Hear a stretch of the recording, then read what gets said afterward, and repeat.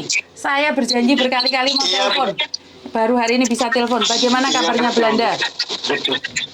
Itu dia baik-baik semuanya alhamdulillah. Ini saya ikut prihatin soal apa namanya soal penjahat itu apa bahasa Jawanya panjenengan apa? Garangan. Bahasa Jawanya? Garangan. Garangan ya. Itu untuk kamu orang. Sebab polisi di Indonesia itu itu dia bisa bergerak kalau dengan 3 cara, diviralkan, atau kalau ada uang, atau ada perintah dari atasan. Sebab kalau kita melapor ke sebab kalau kita melapor ke polisi, itu melapor diterima, cuman terkadang jarang ditindaklanjuti. Jadi yang bagus dari kalian ini dan kamu juga Yuni sebagai koordinator dari korban. Siap. Jadi kamu viralkan sebanyak-banyaknya agar polisi dapat tekanan dari warga untuk memproses masalah ini. Jadi polisi itu bergerak, Indonesia akan bergerak dengan 3 viral. Benar. Persis. Uang. Viral, atau kalau ada uangnya, atau ada perintah dari atasan. Siap. Jadi kita ambil satu, cuman viral saja ya Pak ya? Persis. Sebab saya juga ikut prihatin dengan, saya tahu dari YouTube kamu, waktu saya buka-buka, waktu kamu bicara dengan ibu-ibu dari Amsterdam, saya bilang, ini Yuni apa ini, saya ikutin berapa YouTube kamu.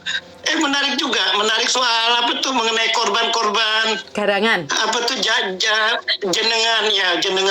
Garangan. Itu kalau bisa garangan. Nah, maksud saya di sini kamu kok bisa viralkan sebanyak-banyaknya, sebab kalau kita lapor ke polisi itu sudah pasti diterima laporan. Cuman untuk proses kelanjutannya itu jarang. Kalau dengan 3 cara itu. Siap. Dengan 3 cara. Viral, terus, uang, atasan. Jadi baru bisa diproses. Siap. Benar. Sebab itu rata-rata tuh, saya ini orang Indonesia. Saya kangen dengan Indonesia. Saya cinta Indonesia. Cuman dengan keadaan Indonesia, dengan peraturan, dengan penjahat-penjahat yang begitu-begitu tuh, termasuk pejabatnya pun pada jadi penjahat sekarang saat ini. Betul, Bapak. Pejabatnya pun jadi penjahat saat ini. Istilahnya ada orang bilang, itu pejabatnya itu istilahnya seperti maling dan perampok yang bijaksana saat ini Indonesia. Indonesia punya maling yang bijaksana. Persis, maling perampok yang bijaksana. Maling dan perampok bijaksana. Jadi maling dan perampok bijaksana saat ini di Indonesia. Waduh. Iya, benar. Kata-katanya bisa dipakai ya. Jadi maksud saya, kamu kok bisa viralkan sebanyak-banyaknya, kalau bisa kamu dengan masukin kuya-kuya, masuk siapa aja yang terkenal agar tuh polisi dapat tekanan dari warga untuk memproses masalah ini secepatnya. Siap. Wah, ini pengalaman dari Bapak yang ada di Belanda, orang hebat mendukung kita. Kaget saya dari Belanda. Jadi dari Belanda pun nonton konten saya ya, padahal ini khusus buat Hongkong ya Bapak? Benar. Kenapa tertarik Bapak? Banyak warga. Ya sebab kenapa yang menarik juga dengan cerita masalah kalian begitu, ikut prihatin begitu ya. Prihatin dan ikut merasakan begitu bagaimana kita yang merantau di luar. Saya pun merantau di sini. Cuma saya sudah 40 tahun di sini. 40 tahun di Belanda. Oke. Iya, cuman melihat proses begitu tuh problem-problemnya, aduh kesian pun. Dan saya pun punya anak saya yang terakhir tuh anak perempuan umur 17 tahun. Iya, siap. Saya pikir aduh, itu kalau kejadian seperti itu ke diri saya tuh, saya tembak tuh orang Pak Yun, saya tembak itu orang Yun, saya cari benar-benar. Siap. Saya cari sebab polisi itu bisa mencari orang itu kalau ada nomor teleponnya. Saat dia aktif itu bisa dikejar di mana dia berada. Polisi tahu. Iya, nomornya masih aktif Bapak. Masih komunikasi dengan mangsa-mangsa. Persis. Itu dia pada saat dia aktif itu polisi bisa tahu di mana dia berada. Di posisinya titik-titiknya polisi bisa tahu. Kalau polisi mau. Siap. Kalau polisi mau. Persis, kalau polisi mau, dan polisi mau itu dengan 3 cara, diviralkan, atau ada uangnya, atau dia perintah dari atasan, sudah itu saja. Itu saya rimak dan saya akan ingat-ingat dalam pikiran saya, hati saya, Indonesia akan bertindak dengan 3 cara. Viralkan, uangkan, perintah atasan. Persis, itu saja. Terima kasih dari Belanda, dukungannya. Terima kasih sekali. Oke. Terima kasih. Oke, terima kasih ya. Terima kasih. Oke, assalamualaikum. Waalaikumsalam warahmatullahi wabarakatuh. Pingin nangis nih saya. Jadi GR nih, Bapak punya anak umur 17 tahun di Indonesia. Dia punya kekhawatiran sama saya sebagai seorang ibu yang memiliki anak gadis umur 16 tahun yang ada di Indonesia. Wah, sangat bijaksana sekali ya, merinding saya. Ini dapat teleponan dari Belanda. Saya sudah berjanji berkali-kali mau telepon dia, tapi sangat sibuk sekali, dan saya saat live, dia muncul. Terharu banget ya Mbak ya, wah dari Belanda Mbak. Amsterdam juga telepon. Merinding loh, ini tangan saya merinding loh, bisa dilihat ini, merinding loh ya. Ya, ini adalah kekhawatiran kita sebagai warga negara Indonesia yang tidak ada di Indonesia. Kejahatan ada di mana-mana. Kejahatan itu bukan karena ada niat, karena ada kesempatan dan tidak ada yang peduli.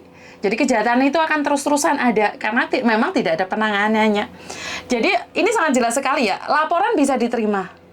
Laporan bisa diterima. Jadi sudah bukan abal-abal lagi ya Mbak ya. Yang dari Belanda aja komennya seperti itu loh. Saya nggak berani komen, mepet jurang. Maksud saya adalah, wow. Jadi Mas Anjasmara kemarin kan bilang harus ada beberapa bukti, tapi kalau kita lapor polisi pun nggak ditanggepin, karena memang sudah ada yang lapor polisi dan tidak ditanggepin. Ini yang pertama. Dan yang kedua, dengan cara Bapak Belanda ini, Bapak Belanda ya, 40 tahun sudah ada di Belanda, Bapak Belanda ini punya 3 kata-kata yang akan saya simpan dalam hati. Viral kan, uang kan, tekanan dari atas. Indonesia akan bertindak dengan tegas. Wow. Dan kata-kata terakhir yang beliau katakan adalah perampok maling yang bijaksana. Perampok maling yang bijaksana dan berdasi, Bapak. Perampok bijaksana dan berdasi. I love you. Semoga ini hanya mulut saya yang berbicara. Semoga ini pikiran saya yang jelek. Tapi kalau memang iya, ya aku kudu piye. Paham? Jadi sangat memalukan sekali. Siapa sih yang nggak cinta Indonesia? Siapa sih yang nggak sayang negara sendiri? Tapi jika memang itu sangat menyakitkan, bagaimana kita harus ke depannya? Bapak itu mengatakan itu karena memang ini adalah ungkapan rasa kekhawatiran orang tua. Dia punya anak gadis yang masih umur 17 tahun. Dengar sendiri, bukan saya yang ngomong ya. Kalau ini terjadi pada anaknya, akan tembak kepalanya langsung. Makanya dari itu ada beberapa orang yang bilang sama saya, gimana Miss nyewa preman aja kalau nggak ketemu polisi nggak bertindak? Saya bilang tidak. Oke, relax. Hukum karma. Kapan ngenteni hukum karma, Miss? Posoan, stay back, aib. Jadi kalau aib kayak gini, dia menyebarkan ajaran sesat. Maksudnya piye, Rek?